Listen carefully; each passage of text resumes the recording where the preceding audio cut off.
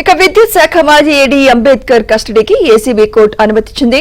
4 రోజుల కస్టడీకి అనుమతి ఇవ్వగా రేపటి నుంచి అధికారులు ప్రశ్నించనున్నారు.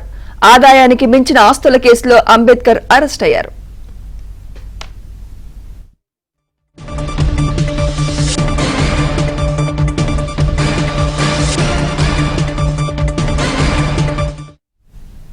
ఇదే అంశంపై మరింత సమాచారం మా క్రైమ్ కరెస్పాండెంట్ శశి అందిస్తారు. శశి, ఆదాయానికి మించిన అక్రమాస్తుల కేసులో విద్యుత్ శాఖ ఏడీ అంబేద్కర్ ఇప్పటికే అరెస్ట్ అయ్యి ప్రస్తుతం చంద్రులు కూడా జైల్లో ఉన్నారు. అతన్ని ఇప్పటికే విద్యుత్ శాఖ ఉన్నతాధికారులు సస్పెండ్ చేయడం కూడా జరిగింది. అయితే ఈ కేసులో భాగంగా ఏసీబీ అధికారులు అంబేద్కర్ ను విచారించాలంటూ కూడా భావించారు. సో అందులో భాగంగానే కోర్టులో పిటిషన్ దాఖలు చేశారు. అంబేద్కర్ ను తమ కస్టడీకి ఇవ్వాలంటూ కూడా కోర్టులో పిటిషన్ దాఖలు చేసిన తర్వాత ఈ పిటిషన్ పై విచారించినటువంటి ఏసీబీ కోర్టు ప్రస్తుతం 4 రోజుల పాటు అంబేద్కర్ ను విచారించడానికి ఏసీబీ అధికారులకు అనుమతిచ్చింది. దీంతో రేపటి నుంచి ఏసీబీ అధికారులు అంబేద్కర్ ను కస్టడీలోకి తీసుకుని అతన్ని విచారించబోతూ ఉన్నారు. ప్రధానంగా ఇప్పటికే కోట్లాది రూపాయల ఆస్తులకు సంబంధించినటువంటి వివరాలను ఇప్పటికే ఏసీబీ అధికారులు సేకరించారు. సెప్టెంబర్ 16వ తేదీన అంబేద్కర్ నివాసంతో పాటు ఆయనకు సంబంధించినటువంటి బినామీల ఇళ్లలో కూడా సోదాలు నిర్వహించినప్పుడు కీలకమైనటువంటి డాక్యుమెంట్లను ఇప్పటికే స్వాధీనం చేసుకున్నారు ఏసీబీ అధికారులు. ఆదాయానికి ఉన్నటువంటి ఆస్తులను కూడా గుర్తించారు. ఇదే కాకుండా అంబేద్కర్ కు సంబంధించినటువంటి బినామీ ఇంట్లో సుమారుగా 2 కోట్ల రూపాయలకు పైగా నగదును కూడా ఏసీబీ అధికారులు సీజ్ చేసినటువంటి సందర్భం ఉంది. అయితే బహిరంగ మార్కెట్ లో ఇప్పటి వరకు గుర్తించినటువంటి ఆస్తులకు సంబంధించినటువంటి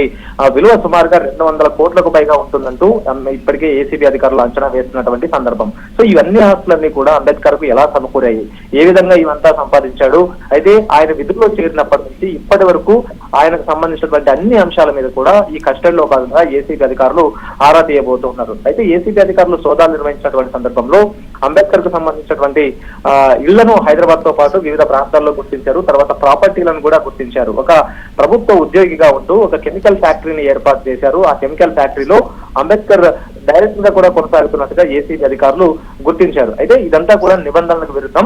ప్రధానంగా ఆయన పేరు మీదనే ఈ కెమికల్ ఫ్యాక్టరీ కూడా నడుస్తున్నట్టుగా ఏసీబీ అధికారులు గుర్తించినటువంటి సందర్భం ఉంది. ఇదే కాకుండా అంబేద్కర్ కు సంబంధించినటువంటి బినామీ సతీష్ నివాసంలో కూడాను సుమారుగా 2,58,00,000 రూపాయల నగదును కూడా ఏసీబీ అధికారులు స్వాధీనం చేసుకున్నారు. ఏసీబీ చరిత్రలో ఇంత పెద్ద మొత్తంలో ఈ డబ్బులు పట్టుబడడం, నగదు పట్టుబడడం ఇదే మొదటిసారంటూ కూడా ఏసీబీ అధికారులు చెప్తున్నటువంటి సందర్భం. వాస్తవానికి సూర్యాపేటలో ఆంతర్ కెమికల్స్ పేరిట 2 సంవత్సరాల క్రితమే ఒక కెమికల్ ఫ్యాక్టరీని ఏర్పాటు చేశారు.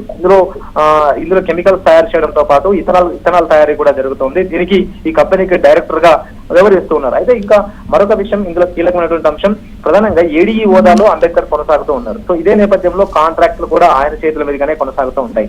సో ఈ అంశాన్ని దృష్టిలో ఉంచుకుని ఇదే అదనగా భావించినటువంటి అంబేద్కర్ తనకు సంబంధించినటువంటి బినామీలకే ఈ మొత్తం కాంట్రాక్టులన్నీ కూడా వాళ్ళకే అప్పచెప్పారు.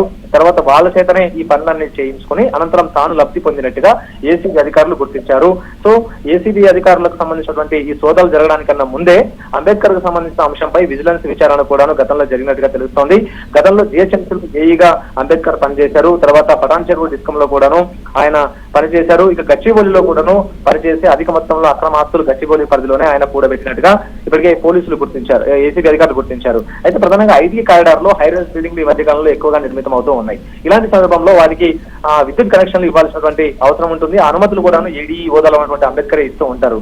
సో ఈ విద్యుత్ కనెక్షన్ల జారీ సమయంలో పెద్ద ఎత్తున ముడుపులు తీసుకున్నట్టుగా అంబేద్కర్ మీద ఫిర్యాదులు ఏసీబీ అధికారులకు వెల్లువెత్తాయి. కనెక్షన్ ఇచ్చేందుకు లోడ్ సరిపోదని సాకు చెప్తూ వారి వద్ద కోట్లాది రూపాయలు లంచ రూపంలో వసూలు చేసినట్టుగా గుర్తించారు. కాబట్టి సో మొత్తం వ్యవహారం మీద ఏసీబీ అధికారులు ఫోకస్ చేస్తూ రేపటి నుంచి 4 రోజుల పాటు ఆయన విచారించబోతూ ఉన్నారు. సుమిత్ర.